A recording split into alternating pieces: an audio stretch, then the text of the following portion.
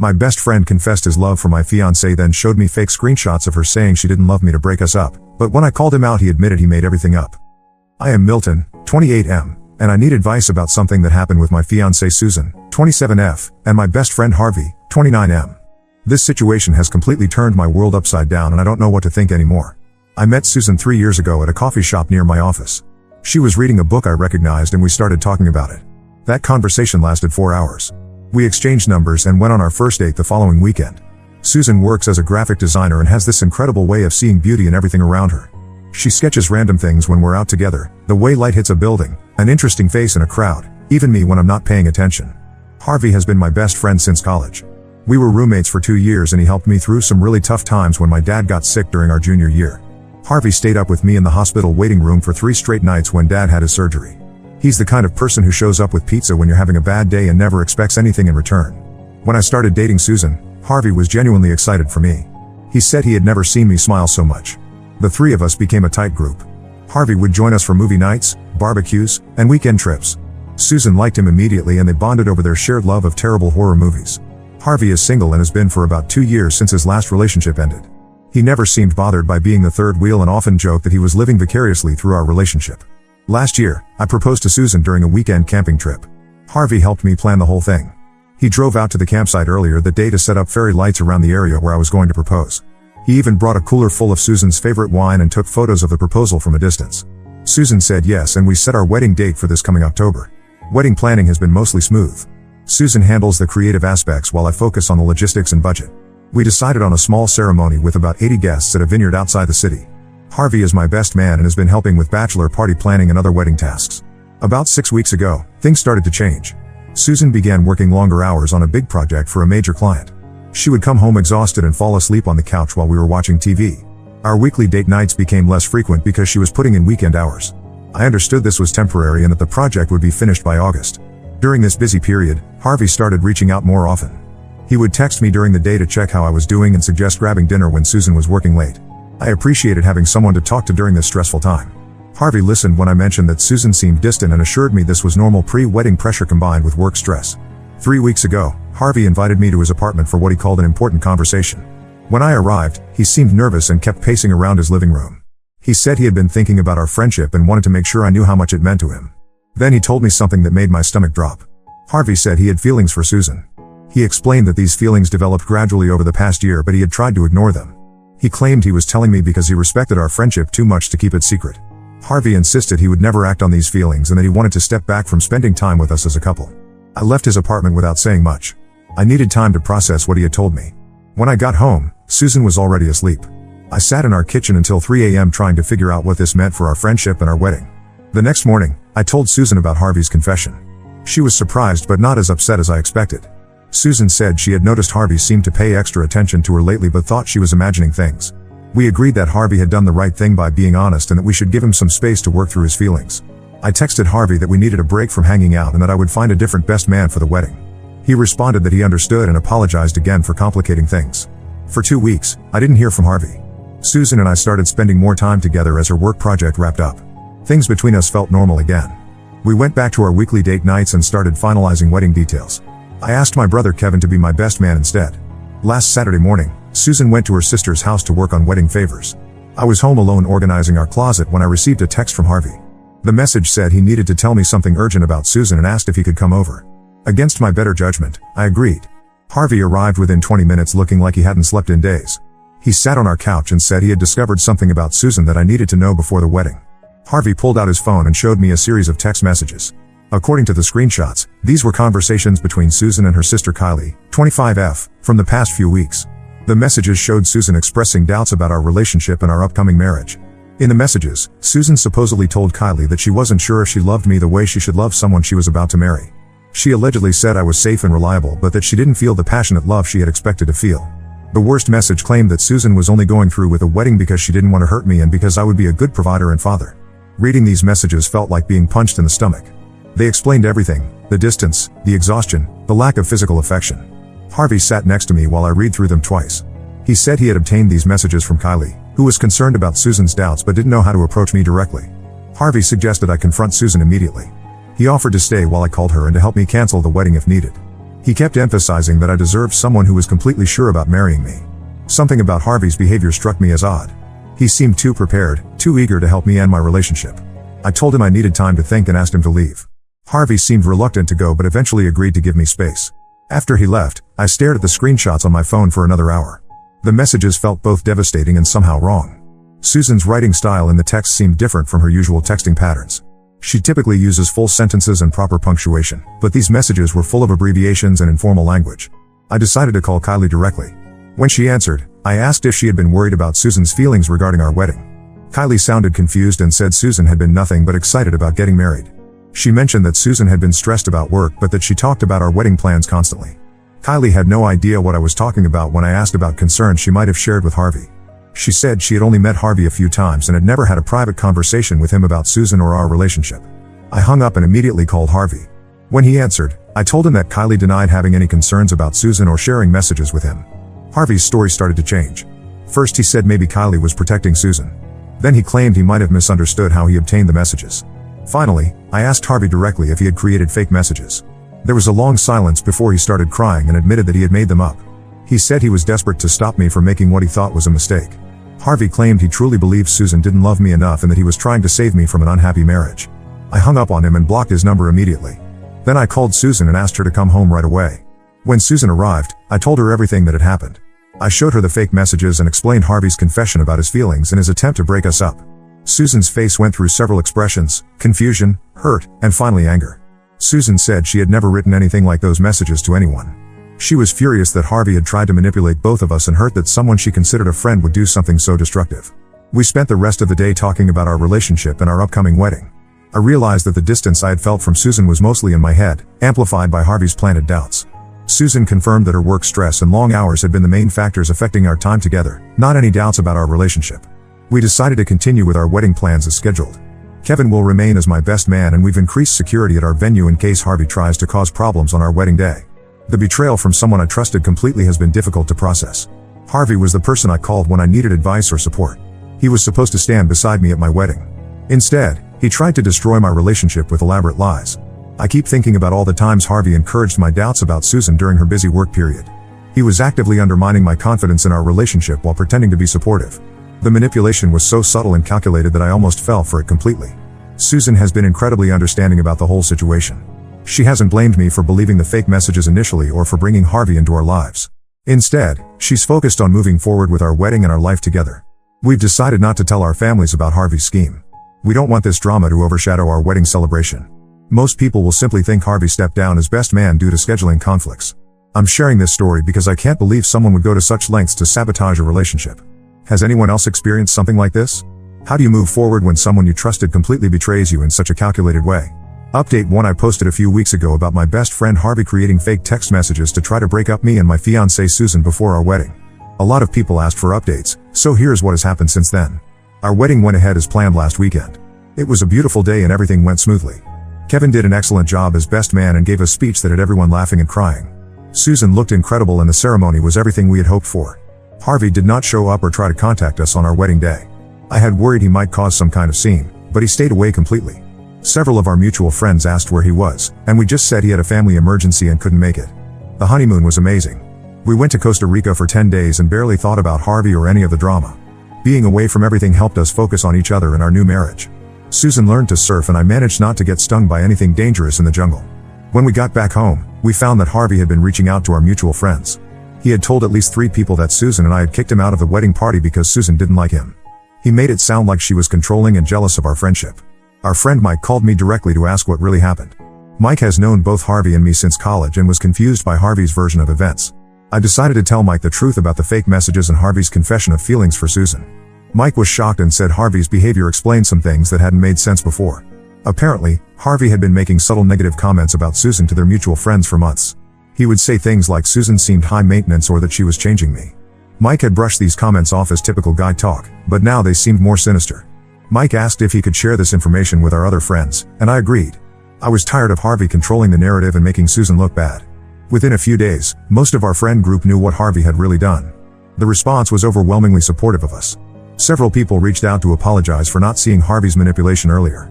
Our friend David said Harvey had tried to convince him that I was making a mistake marrying Susan just a few weeks before Harvey showed me the fake messages. Harvey apparently realized that people knew the truth because he started sending me long text messages from different phone numbers. He had clearly been drinking when he wrote most of them based on the spelling and rambling nature of the messages. In these texts, Harvey alternated between apologizing and blaming me for ruining his life. He said I had turned all our friends against him and destroyed his reputation. He claimed he had only been trying to protect me and that Susan would eventually prove him right by leaving me. Some of the messages were particularly nasty. Harvey wrote that Susan had probably been cheating during her busy work period and that I was too naive to see it. He said I would come crawling back to him when my marriage fell apart and that he wouldn't be there to help me. I screenshotted all these messages and blocked each new number as Harvey used them. Susan read them too and said they proved we had made the right decision to cut him out of our lives completely. The most disturbing part of Harvey's messages was how he talked about Susan. He wrote about watching her during our movie nights and thinking about what it would be like to be with her. He described specific outfits she had worn and how they had affected him. It was clear that his feelings for Susan had been much more intense and long-standing than he had initially admitted. Harvey also revealed that he had been planning to break us up for months before he actually tried it. He had researched ways to create fake text message screenshots and had been studying Susan's texting patterns to make the fake messages more believable. The whole thing was much more premeditated than I had originally thought. Reading about the extent of Harvey's obsession made me realize how dangerous the situation could have been. If I had believed the fake messages and broken up with Susan, Harvey was clearly prepared to swoop in and try to comfort her. He had probably planned to position himself as the friend who had always been there for her. Our friend group has completely ostracized Harvey. He was removed from group chats and is no longer invited to social gatherings. Several people have told him directly that they want nothing to do with him after what he did to us. Harvey's isolation seems to have made his behavior worse. According to Mike, Harvey has been posting cryptic messages on social media about fake friends and people who abandon you when you need them most. He's also been liking old photos of Susan on Instagram, which she finds creepy and has blocked him for. Last week, Harvey showed up at Susan's workplace. He waited in the parking lot until she came out for lunch and tried to approach her. Susan saw him coming and went back inside immediately. Her co-workers called building security and Harvey was escorted off the property. Susan's boss took the incident seriously and filed a report with their security company. They've added Harvey's photo to their do not admit list and installed additional cameras in the parking area. Susan now leaves through a different exit and varies her lunch timing. The workplace incident really shook both of us. Up until that point, I had thought Harvey was just having a hard time accepting that he had destroyed our friendship. But showing up at Susan's job crossed a line into stalking behavior. We've started documenting everything Harvey does in case we need to pursue legal action. We have screenshots of all his messages, photos of him near our apartment building that our neighbor took, and the security report from Susan's workplace. Our families know about the situation now. We told them after the workplace incident because we wanted them to be aware in case Harvey tried to contact them or show up at family events. Both sets of parents were supportive and offered to help however they could. Susan's dad was particularly angry and wanted to confront Harvey directly. We convinced him that engaging with Harvey would only make things worse and potentially escalate the situation. Instead, we've asked our families to document any contact from Harvey and to call us immediately if he shows up anywhere. The hardest part of this whole situation has been losing someone I thought was my best friend. I keep thinking about all the good times we had and wondering if any of it was real. Did Harvey always have these feelings for Susan? Was he always capable of this kind of manipulation? Susan has been incredibly strong through all of this. She refuses to let Harvey's behavior affect our new marriage or make her feel unsafe in her own life. She started taking a self-defense class and carries pepper spray, but she won't let him control her daily routine. We're hoping that Harvey will eventually move on and leave us alone. Several of our friends think he needs professional help, but that's not our responsibility. Our focus is on protecting ourselves and building our life together as a married couple. I'll update again if anything significant happens, but hopefully Harvey will realize that his behavior is only making things worse for him and will find a way to move forward with his own life. Update 2: It's been about 6 weeks since my last update, and unfortunately, the situation with Harvey has gotten much worse before it started to get better. About a month ago, Susan noticed that someone had been going through our mail. We live in an apartment complex with mailboxes in the lobby, and several pieces of mail had clearly been opened and resealed. Our bank statements, credit card bills, and even wedding thank you cards from guests had been tampered with. We reported this to our apartment management and the postal service. The management agreed to install a camera pointed at the mailboxes, and we switched to a P.O. box for all important mail. Within a week, the camera caught Harvey on video opening our mailbox with what appeared to be a master key. The apartment management called the police immediately. When they reviewed the footage, they found Harvey had been accessing our mail for at least 2 weeks. He would come late at night or early in the morning when the lobby was empty and spend several minutes going through our mailbox. Police arrested Harvey at his apartment the next day. They found several pieces of our mail in his possession, including bank statements and a letter from our insurance company about adding Susan to my health plan. Harvey had been using the information to try to figure out our financial situation and daily routines. During the arrest, police also found a notebook where Harvey had been tracking our movements.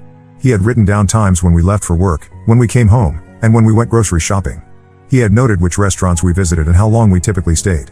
The notebook went back almost 2 months. Harvey was charged with mail theft and stalking. The prosecutor said they had enough evidence for a strong case, especially with the video footage and the notebook documenting his surveillance of us. Harvey's lawyer negotiated a plea deal where he would serve 6 months in jail and 5 years of probation with a restraining order.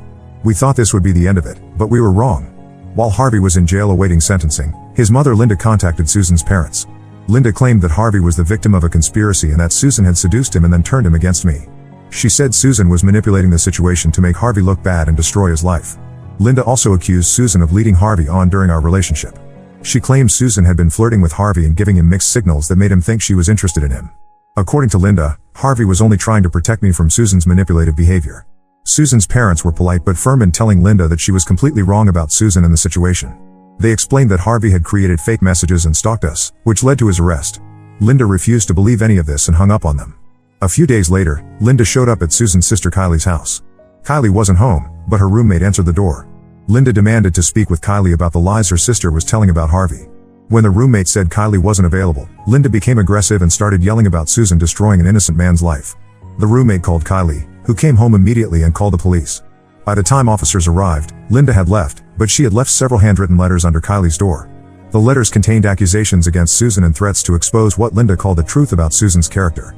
Kylie brought the letters to us, and we added them to our documentation file. The letters were filled with paranoid theories about Susan's motivations and included some personal information about our relationship that Harvey must have shared with his mother. It was clear that Linda was as unstable as her son. We informed the prosecutor about Linda's harassment of our family members. They said they would include this information in Harvey's case and warned Linda to stay away from us and our families. The prosecutor also mentioned that Harvey's behavior was escalating even from jail, which could affect his sentencing. Harvey had been making phone calls from jail to mutual friends, trying to convince them that he was being framed. He told our friend Mike that I had planted evidence in his apartment and that the police were corrupt. He claimed the video footage of him at our mailboxes was doctored and that someone was impersonating him. Mike recorded one of these phone calls and brought it to us. In the recording, Harvey sounded completely detached from reality. He talked about Susan like she was some kind of criminal mastermind who had orchestrated his downfall. He claimed she had been planning to destroy him from the moment we started dating. The most disturbing part of the call was when Harvey talked about what he would do when he got out of jail. He said he had learned from his mistakes and would be more careful next time. He talked about watching us from a distance and waiting for the right opportunity to prove that Susan was dangerous. We immediately took this recording to the police and the prosecutor. They said it demonstrated that Harvey remained a threat and would likely be used to argue for a longer sentence. The prosecutor also filed for an extension of the restraining order to cover the entire 5-year probation period. During this time, we also discovered that Harvey had been creating fake social media accounts to monitor our activity online. Susan found several Instagram accounts that had been following her for months with generic names and no profile pictures. When she looked at the viewing history of her Instagram stories, these fake accounts appeared regularly. We reported these accounts to Instagram and most were removed within a few days. We also made all of our social media accounts private and removed any posts that showed our location or daily routines. It was disturbing to realize that Harvey had been digitally stalking us for so long without us noticing. The violation of privacy felt almost worse than the fake messages. Harvey had been watching our lives unfold online and using that information to plan his manipulation. He had probably known about Susan's work stress and used it to time his fake message scheme perfectly. Harvey's sentencing hearing was held 3 weeks ago. We were allowed to give victim impact statements, and both Susan and I spoke about how his behavior had affected our lives. Susan talked about feeling unsafe in her own home and workplace. I described the betrayal of losing someone I had trusted completely. The judge sentenced Harvey to 8 months in jail instead of 6, citing the ongoing harassment by his family and his continued threats from jail. Harvey will also have to complete psychological counseling as part of his probation and will be required to wear a GPS monitor for the first year after his release. During the sentencing hearing, Harvey's lawyer tried to argue that Harvey was suffering from mental health issues that explained his behavior. While this might be true, the judge made it clear that mental health problems don't excuse stalking and harassment. Harvey will be released in about 4 months, and we're already preparing for that possibility. We've looked into moving to a different apartment complex and Susan is considering changing jobs to a company with better security. We've also started attending a support group for stalking victims. The support group has been helpful in understanding that Harvey's behavior follows a pattern common to many stalkers. The escalation from manipulation to surveillance to direct harassment is typical, and the involvement of family members is also common. It's helped us realize that nothing we did caused Harvey's behavior and that we couldn't have prevented it. Our marriage has actually grown stronger through this ordeal. Going through something this difficult together has shown us that we can handle whatever life throws at us. We've learned to communicate better and to trust each other completely. The wedding money we didn't spend because of COVID restrictions has gone toward legal fees and security measures. It's not how we plan to use those savings, but we're grateful we had them available. We've also started a separate savings account for future security needs, just in case. Our friends and family have been incredibly supportive throughout this process. The friend group that initially seemed split about Harvey's behavior has completely rallied around us. Several people have offered to testify if needed and have helped us document Harvey's attempts to contact them. We're hoping that Harvey's time in jail and mandatory counseling will help him understand the severity of his actions. However, we're not counting on it and are prepared for the possibility that he will continue to be a threat when he's released. For now, we're focused on moving forward with our lives and not letting Harvey's obsession define our marriage. We're planning to buy a house next year and start a family. We refuse to let his behavior control our future plans. Update 3. This will be my final update on the situation with Harvey. It's been 4 months since my last post, and Harvey was released from jail 3 weeks ago. Before his release, we received notice from his probation officer that Harvey would be living with his mother Linda about 2 hours away from our city. His probation conditions require him to stay in that county and get permission before traveling anywhere else. He's also required to wear a GPS monitor and attend weekly counseling sessions. We used the months before his release to make some major changes to our lives. We moved out of our apartment into a small house in a different neighborhood. The house has a security system and we've installed cameras around the property. Our new address is unlisted and we've been careful not to post any photos that would reveal our location. Susan found a new job with a company that has excellent security protocols. Her new workplace requires key card access and has security guards in the lobby. More importantly, the job pays better and she likes the work more than her previous position. She says it feels like starting fresh without the weight of Harvey's harassment hanging over everything. We also adopted a dog from a local shelter. Rex is a German Shepherd mix who's naturally protective and alerts us whenever anyone approaches the house. He's been great company and makes us both feel safer, especially when one of us is home alone. The probation officer has been very professional and takes Harvey's conditions seriously. They told us that Harvey completed anger management classes while in jail but showed little insight into why his behavior was wrong. Harvey consistently blamed others for his situation and showed no genuine remorse for what he put us through. 2 weeks after Harvey's release, we received word that he had violated his probation. According to the probation officer, Harvey had been using library computers to create new social media accounts and attempt to contact our mutual friends. He was also caught in our county without permission when he was supposed to be at a counseling appointment. The probation violation resulted in Harvey spending another week in jail and having his probation conditions tightened. He's now required to report to his probation officer twice a week instead of once, and his internet access is being monitored. Any social media activity or attempts to contact us or our friends will result in additional jail time. Our friend Mike told us that Harvey had tried to friend him on Facebook using a fake name and profile. When Mike ignored the request, Harvey sent him a message claiming he just wanted to apologize and move on with his life. Mike reported this to both us and Harvey's probation officer immediately. We haven't heard directly from Harvey since his release, which we consider a good sign. However, his mother Linda has continued to be a problem. She's been posting on community Facebook pages claiming that her son was wrongfully convicted and that we ruined his life over a misunderstanding. Linda's posts include some details about our case that she shouldn't have access to, which makes us think Harvey is still sharing information with her despite his probation conditions. We've reported these posts to the local police and they've spoken with Linda about harassment. 3 weeks ago, Linda was arrested for drunk driving in our neighborhood at 2 a.m. She told police she was visiting a friend, but she couldn't provide a name or address when asked. We suspect she was driving around looking for our new house, though we can't prove it. Linda's arrest was a wake-up call for Harvey's father, who had been relatively quiet throughout this entire situation. He contacted us through our lawyer to apologize for his family's behavior and to assure us that he was getting Linda help for her drinking and would make sure she stayed away from us. Harvey's father also revealed that Harvey had been obsessed with Susan for much longer than we realized. He said Harvey had talked about Susan constantly after meeting her and had convinced himself that she was interested in him. The father admitted he should have recognized the signs and gotten Harvey help earlier. This information was both validating and disturbing. It confirmed that Harvey's behavior wasn't a sudden breakdown but a long-developing obsession that we couldn't have prevented. It also explained why his manipulation had been so calculated and persistent. Our life has settled into a new normal. We feel safer in our new house and neighborhood, and Susan loves her new job. We've made friends with our neighbors and feel like we're part of a real community for the first time. Rex has become the neighborhood favorite and everyone looks out for us. We still take precautions and probably always will. We check our security cameras regularly and vary our routines when possible. Susan carries pepper spray and we both have safety apps on our phones that can alert authorities if needed. These measures don't feel burdensome anymore, just smart. The experience has changed our perspective on friendship and trust. We're more careful about who we let into our lives and we pay attention to warning signs we might have ignored before. We've learned that someone's past good behavior doesn't guarantee their future actions. We've also learned that going through trauma together can actually strengthen a relationship. The situation with Harvey tested our marriage before it even really began, and we passed that test. We know we can handle difficult situations together and trust each other completely. Our families have been incredible throughout this ordeal. Both sets of parents have offered financial help, emotional support, and practical assistance with moving and security measures. Susan's sister Kylie has become one of our closest confidants and biggest supporters. We've been able to help other people going through similar situations through the stalking support group. It's been therapeutic to share our experience and help others understand that they're not alone. We've learned that unfortunately, situations like ours are more common than we thought.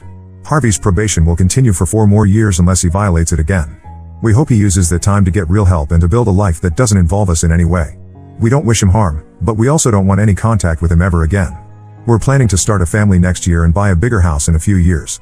We're not going to let Harvey's actions control our future plans or make us live in fear. We've built a good life together and we're going to keep building it. This experience taught us that some people are capable of much more manipulation and harm than we ever imagined. But it also showed us that we have the strength to protect ourselves and each other. We came through this situation stronger and more united than before.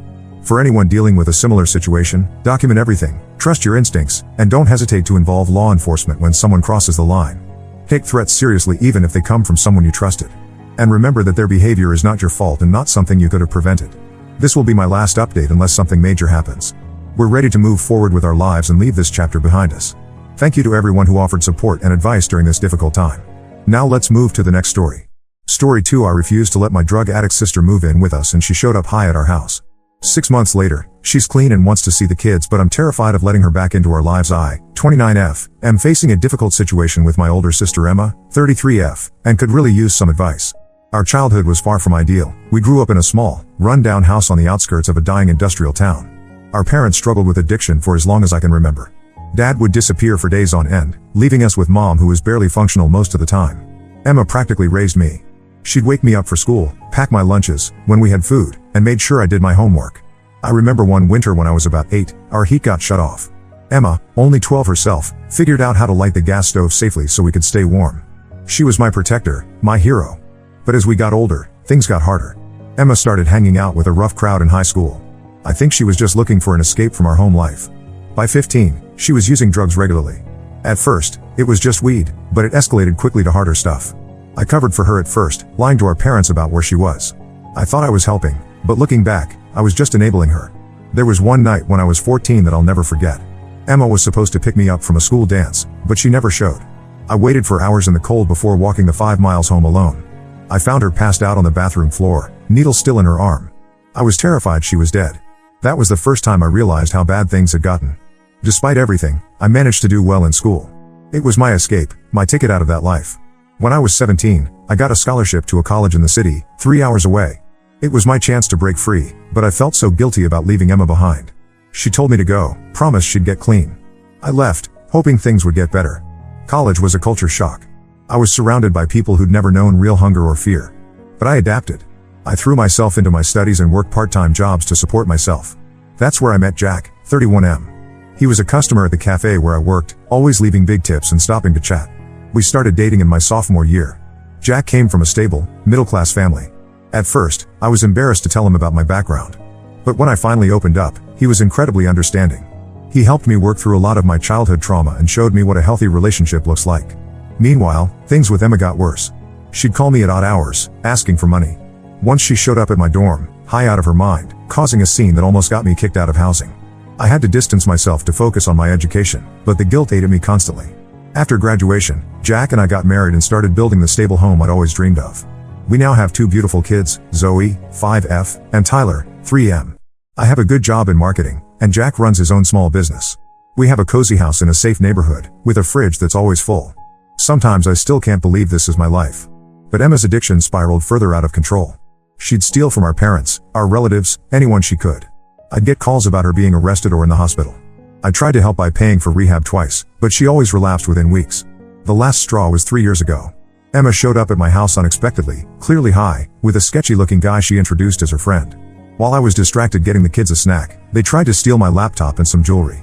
If Jack hadn't come home early from work and caught them, who knows what else they would have taken. I had to call the police. Watching them put Emma in handcuffs broke my heart, but I knew I had to protect my family. After that incident, I cut contact completely. I changed my number and blocked Emma on social media. It was the hardest thing I've ever done, but I had to put my kids' safety first. I mourned the loss of my sister, the person she used to be before drugs took over. Last week, out of the blue, Emma called me from a new number. She was crying, saying she's 6 months clean and has nowhere to go. Apparently, she got evicted from her apartment and lost her job at a gas station. She begged me to let her stay with us just for a little while until she gets back on her feet. Part of me wants to help her. Despite everything, she's still my sister. I remember the brave girl who protected me from our parents' fights, who made sure I always had something to eat even if it meant she went hungry. I miss the person she used to be, before the drugs took over. But I'm terrified of letting her addiction back into my life. What if she relapses? What if she steals again? My kids barely know her, Zoe has only met her once, and Tyler's never even seen her in person. How can I bring that uncertainty into their lives? I've worked so hard to create a stable, loving home for my family. The thought of jeopardizing that terrifies me. But then I think about Emma out on the streets, alone and desperate, and my heart breaks all over again. Jack says it's ultimately my decision, but I can tell he's wary. He's seen how much Emma's actions have hurt me over the years. He's worried about the kids, about the potential impact on our marriage. My in-laws think I'm crazy for even considering it. They say I need to protect my children above all else. I told Emma I'd think about it, but I honestly don't know what to do. Am I a terrible sister if I say no? How can I help her without risking everything I've built? The guilt is overwhelming, but so is the fear. Some additional background: our parents are still alive, but they're in no position to help. Dad's been in and out of jail for drug-related offenses, and Mom's in a nursing home with early-onset dementia, likely caused by years of substance abuse.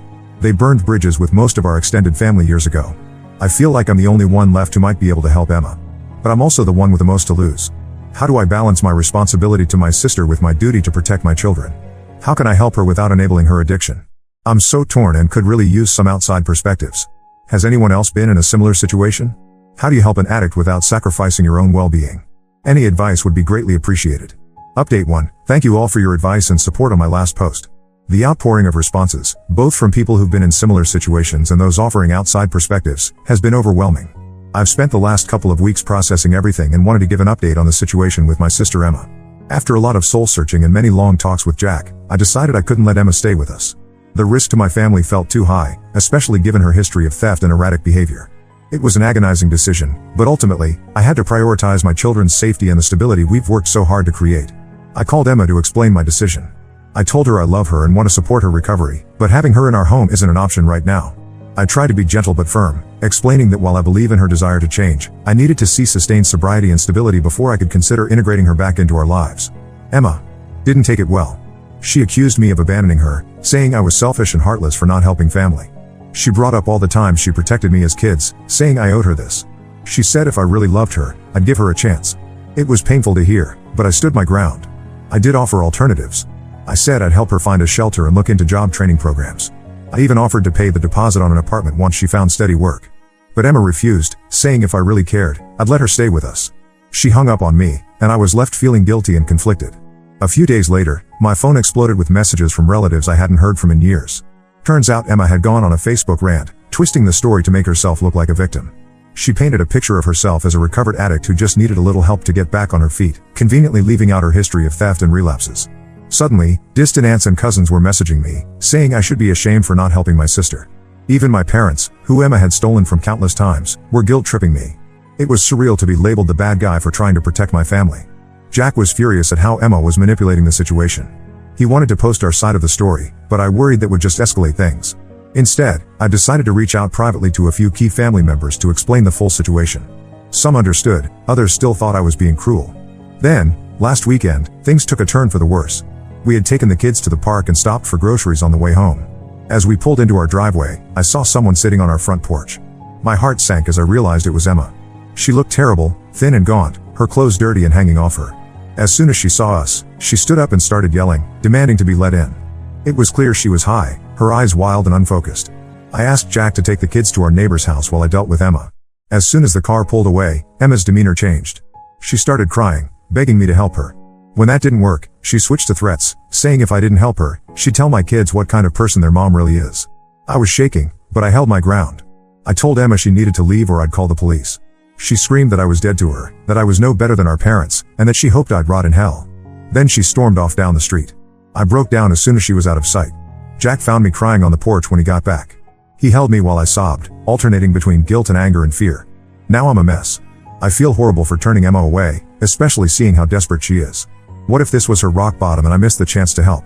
But I'm also angry at how she's trying to manipulate me and turn our family against us. And I'm terrified of what she might do next. Jack has been incredibly supportive through all of this. He reminded me that I've tried to help Emma many times before, and that I need to prioritize our kids' safety. He suggested changing our locks and getting security cameras, which we're going to do this week. I'm struggling with how to handle the family fallout. Do I try to explain my side to everyone or just ignore it? And how do I move forward knowing Emma is out there, angry and desperate? I'm worried about what she might do next. I'm also not sure how to explain this to Zoe and Tyler. They're young but they picked up that something is wrong. Zoe asked why Aunt Emma was yelling, and Tyler's been extra clingy since it happened. How do I help them understand why they can't see their aunt without scaring them? This whole situation has brought up so many old wounds and feelings. I'm trying to stay strong for my family, but inside I'm a wreck. I keep having nightmares about finding Emma overdosed like I did when we were teenagers. Then I wake up feeling guilty for not helping her, only to remember why I had to make this choice. I know logically that I'm doing the right thing by protecting my kids, but emotionally I'm torn apart. How do I reconcile my love for my sister with my need to keep my family safe? How do I move forward from here? Any advice on how to handle this situation would be really appreciated. How do I stay firm in my boundaries while still leaving the door open for Emma if she truly gets clean? And how do I start to heal from all of this? Update 2. It's been about 2 months since my last update, and a lot has happened. I want to thank everyone again for their support and advice. It's really helped me navigate this difficult situation. After Emma showed up at our house, we took several security measures. We installed cameras, changed our locks, and gave photos of Emma to Zoe and Tyler's schools with instructions not to let her pick them up. It felt extreme, but I needed to know my family was safe. For a few weeks, things were quiet. No calls from Emma, no more social media drama. I was starting to relax a bit when I got a call from the local police department. Emma had been arrested for possession and petty theft. She gave them my number as her emergency contact. The officer asked if I'd be willing to post her bail. I was torn. Part of me thought maybe this would be her wake-up call, that helping her now could set her on the right path. But then I remembered all the advice about enabling, and how Emma needs to face the consequences of her actions to truly hit rock bottom. After talking it over with Jack, I told the officer I couldn't help. It was one of the hardest things I've ever done. I cried for hours after, feeling like I'd abandoned her. Jack reminded me that I was doing the right thing, but it still felt awful. A week later, I got a letter from Emma in jail. Seeing her handwriting, steadier than it had been in years, brought back a flood of memories. She apologized for showing up at our house and for the Facebook drama. She said being arrested was a wake-up call and she wanted to get clean for real this time. She asked if I'd visit her in jail. I was hesitant, but Jack encouraged me to go. He said it was a safe way to talk to her without risking our home. So I went. Seeing Emma in that visiting room was surreal. She looked healthier than she had in years. I guess being locked up forced her to detox. We talked for an hour. She cried, saying she was ashamed of how she'd acted. She talked about wanting to change but not knowing how. I told her I loved her but couldn't risk having her in our lives until she was stable. I said I'd support her recovery from a distance, letters, phone calls, maybe visits if she stayed clean. But she couldn't come to our house or see the kids until she proved she was better. Emma seemed to accept this. She asked about Zoe and Tyler, and cried when I showed her a recent photo. She said she wanted to be the aunt they deserved. It reminded me of the protective big sister she used to be, before the drugs took over. After the visit, I felt cautiously hopeful. Emma seemed sincere about wanting to change. But I've been burned before, so I'm staying guarded. Emma's still in jail awaiting trial. Her public defender thinks she might get mandated rehab instead of prison time because it's her first felony charge. Part of her sentence might include making amends to people she's hurt. I'm not sure how I feel about that. I'm still struggling with family fallout. Some relatives have come around after hearing about Emma's arrest, realizing I was right to be cautious. Others are still giving me the cold shoulder. I'm trying not to let it bother me, focusing on my immediate family instead. Zoe and Tyler are picking up that something's going on. We decided to tell them a simplified version, that Aunt Emma is sick and needs special doctors to get better, so we can't see her for a while. Zoe asked if it's like when her friend's dad went to the hospital for drinking too much. Kids are perceptive. I'm taking things day by day. I'm proud of myself for holding firm on my boundaries, even though it's been brutal. I'm cautiously optimistic about Emma but trying not to get my hopes up too much. I know recovery is a long road with lots of setbacks. For now, I'm focusing on my family and trying to heal from all this stress. Jack and I are looking into family counseling to help us all process this situation. I'm also considering finding a support group for families of addicts. I still have moments of doubt and guilt, but I'm trying to remind myself that I'm doing the best I can in a difficult situation. I'm hoping that by maintaining boundaries while still offering support, I can help Emma without endangering my family. Thank you all again for your support and advice. It's really helped me stay strong through this mess. Update 3. It's been about 6 months since my last update. I wanted to share how things have progressed with my sister Emma and our family situation. Emma completed her mandated rehab program and has been clean for 4 months now. She's living in a halfway house and attending regular NA meetings. We've been in contact through letters and weekly phone calls. It's been nice to talk to her without the chaos of addiction clouding everything. Last month, Emma asked if we could meet in person. I was nervous but agreed to meet at a coffee shop. Jack came with me for support. Seeing Emma clear-eyed and healthy was emotional. We talked for hours, about her recovery, her hopes for the future, and how she wants to make amends. Emma apologized again for her behavior, especially for showing up at our house and scaring the kids. She said she's working through the 12 steps and wants to make things right, but understands if I'm not ready to forgive her yet. She shared some of what she's learned in therapy about our childhood and how it affected us both. I told Emma I'm proud of her progress but need to see sustained change before I can fully trust her again. We agreed to keep in touch and maybe work towards supervised visits with the kids if she stays clean. It was a positive conversation, but I'm still cautious. Things aren't perfect. Emma still struggles with cravings and has had a couple close calls with relapse. But she's using her support system and coping strategies instead of giving in. It's a daily battle for her. She's started working part-time at a local diner and is taking classes at the community college. Small steps, but in the right direction.